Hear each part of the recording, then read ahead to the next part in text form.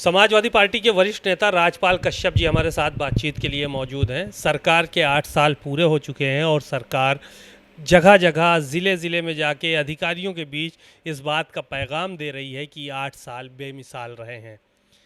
Samajwadi party के नेताओं से जानते हैं कि उनकी नज़र में योगी सरकार के 8 साल कैसे थे। राजपाल कश्यप जी से बात करते हैं।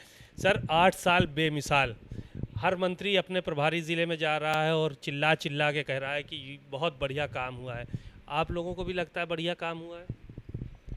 8 साल पूरा प्रदेश बदहाल, यही है। और 8 साल नहीं, ये तो डबल इंजन की सरकार है।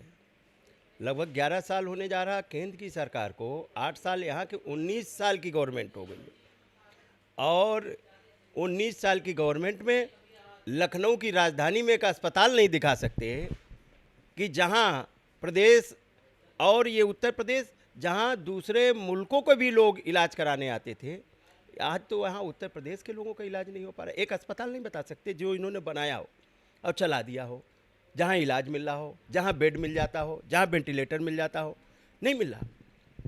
ये तो स्वास्थ्य पे हो गया। यूनिवर्सिटी, जहाँ आज यूनिवर्सिटियों की हालत क्या है, बेतहाशा फीसें बढ़ा दी गई।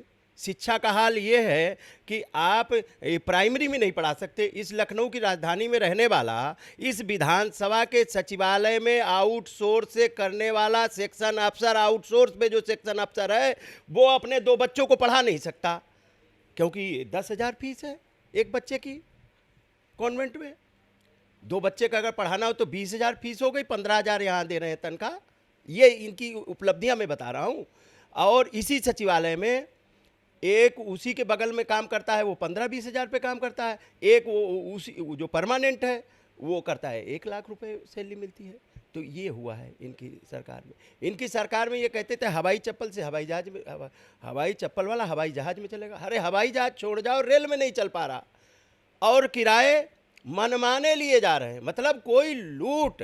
आप समझ लीजिए कि अगर हवाई जहाज का सुबह किराया कुछ है, शाम को किराया कुछ है और दोपहर को किराया कुछ है, फिर जिसकी मजबूरी पड़ गई तो वो कहो कितना ले लें, 4-4 गुना।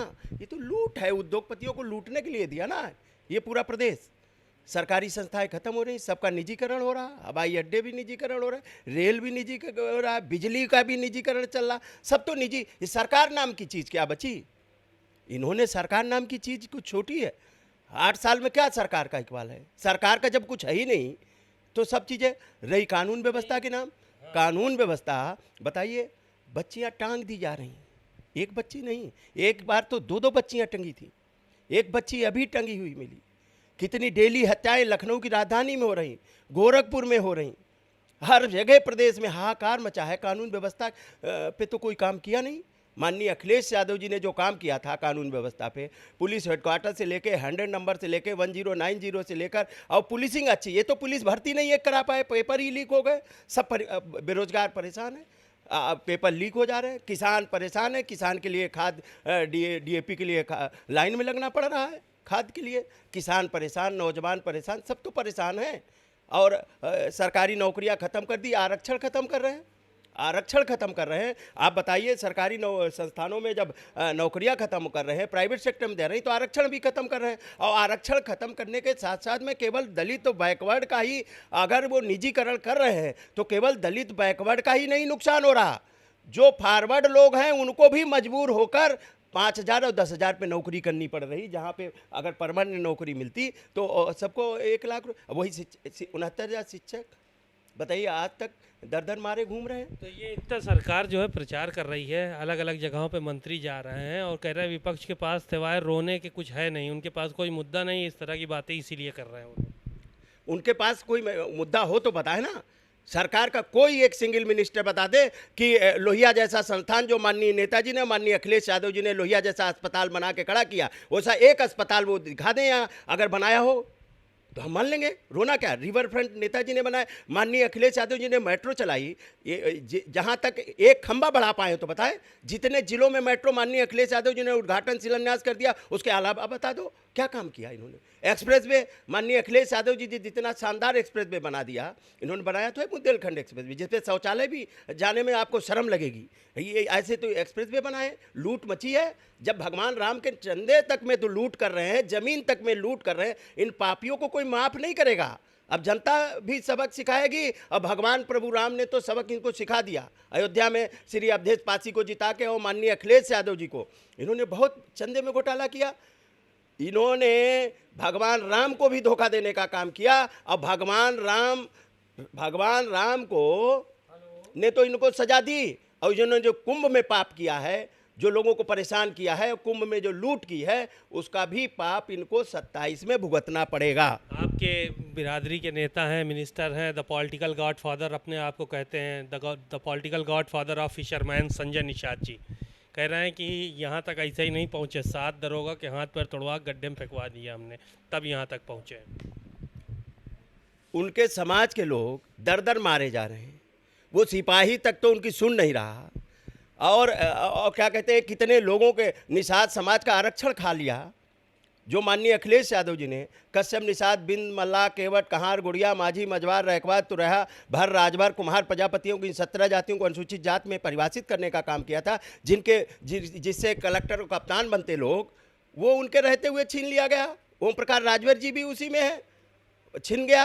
कहाँ कुछ बोल पाए, किसके हाथ पैर? अरे सरकार के हाथ पैर तोड़ो, जो तुम्हारे समाज के लोगों का अधिकार छीना है।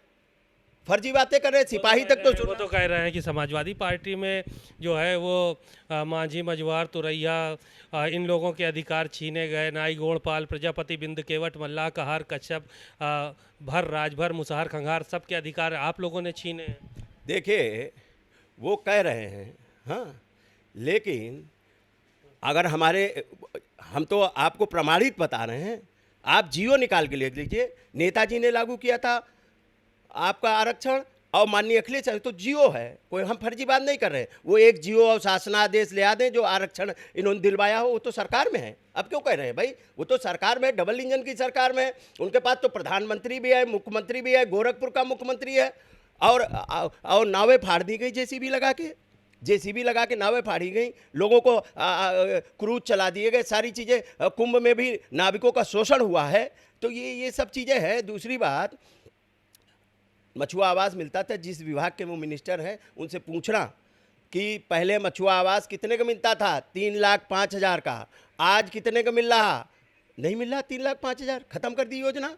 तो जब अपने डिपार्टमेंट में वो नहीं करवा पा रहे हैं तो उनकी कोई वैल्यू नहीं है। अब ऐसा है, जनता ने तो, समाज ने तो उनको छोड़ दिया, अब वो स्वयंभू बने रहे, समाज ने छोड़ दिया। एक आखिरी सवाल और ले लीजिए। मायावती ने आज बैठक बुलाई है, ओबीसी वर्ग की बैठक बुलाई है। भारतीय जनता पार्टी भी पिछड़ा, दलित इसकी बात कर रही है, अगड़े की बात कर रही है, और आप लोग पीडीए की बात कर रहे हैं। आज मायावती ने ओबीसी वर्ग की बैठक बुलाई है, तो सब लोग पिछड़ों पर ही दांव लगा रहे हैं। मायावती का भविष्य क्या देखते हैं? अब देखिए, पिछड़े, दलित, आदिवासी, अल्पसंख्यक, सभी समाज जो वंचित समाज के हैं, चाहे वो फॉरवर्ड में हो, वो भी वंचित समाज के सभी लोग जो संविधान में आस्था रखते हैं, देश की तरक्की में आस्था रखते हैं, देश की खुशहाली में आस्था रखते हैं, जो आपसी भाईचारे में आस्था रखते हैं, वो सब माननीय अखिलेश यादव जी के साथ में चट्टान बन के खड़े हैं। और चाहे वो अम्बेडकरवादी हों, चाहे वो मान्यवर कांशीरामवादी हों, और चाहे माननीय मुलायम सिंह यादववादी और माननीय डॉक्टर राम मनोहर लोहियावादी, सब माननीय अखिलेश यादव जी के पीडीए के साथ में खड़े हैं। इसलिए कुछ दलों में पीड़ा हो सकती है, लेकिन अब कोई झांसे में पड़ने वाला नहीं है। आपने देखा होगा, इसी पीडीए ने 24 में बीजेपी के विजयी रथ को उत्तर प्रदेश में रोक दिया, और जो जहाँ से प्रधानमंत्री जाते हैं, मुख्यमंत्री दूसरी बार बने हैं, उनके विजयी रथ को उत्तर प्रदेश में रोकने का काम किया। अभी तो लंगड़ी इनकी सरकार बैसाखी पे आ गई, और अब की 27 में वो बैसाखी भी हटा के धड़ाम से यहाँ उत्तर प्रदेश में, अभी तो 24 में हाफ किया और 27 में पीडीए करेगा इनको साफ। शुक्रिया, आपने सुना राजपाल कश्यप को, बहुत सारी बातें इन्होंने कही। कैमरामैन अरविंद के साथ सीमा नकवी, भारत समाचार, लखनऊ।